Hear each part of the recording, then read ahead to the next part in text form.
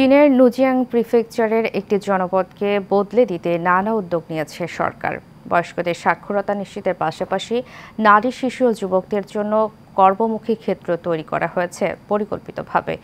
2000 বছর ধরে দারিদ্রতার কষাঘাতে জর্জরিত জনপদ এখন উন্নয়নের রোল মডেল। চীন থেকে ফিরে বিস্তারিত জানাচ্ছেন বাতেন বিপ্লব।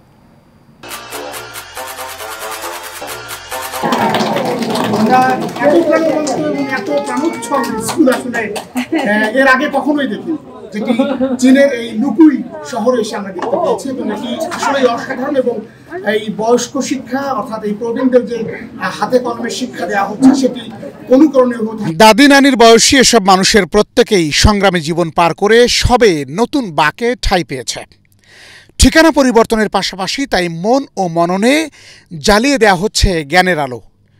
পড়ন্ত বেলায় এই কর্মযজ্ঞ তাদের উচ্ছ্বাসের সঙ্গে যোগ করেছে একরাশ পরিতৃপ্তি।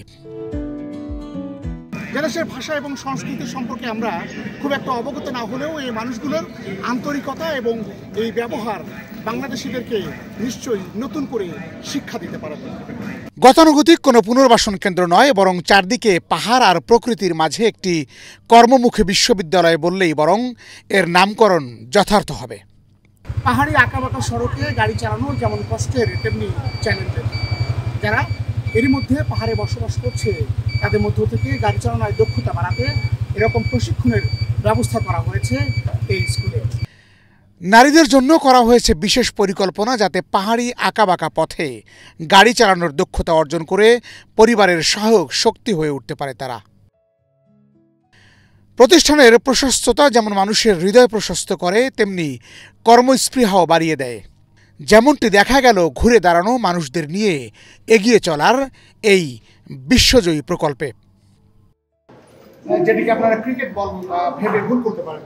এই বলটি তৈরি হচ্ছে চীনের নুজিয়াং যে প্রিফেকচার সেই প্রিফেকচারের টুসুই নামক একটি অঞ্চলে, যেখানে একটি বড় প্রকল্প নিয়েছে চীনা সরকার। এবং সেই প্রকল্পের অধীনে এখানকার যারা পাহাড়ি আদিবাসী আমাদের বাংলাদেশে বলা হয় সেই এথনিকের একটি জনগোষ্ঠী এখানে তাদেরকে পুনর্বাসন করা হয়েছে এবং তারাই মূলত এই কাজগুলো করছেন এবং খুবই স্বচ্ছন্দতার এই কাজ করছেন। পাশাপাশি অনেক কর্মমুখী শিক্ষার ব্যবস্থা রয়েছে।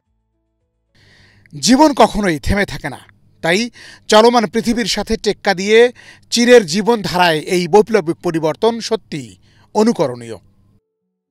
বাতেন বিপ্লব, এশিয়ান টেলিভিশন, ঢাকা।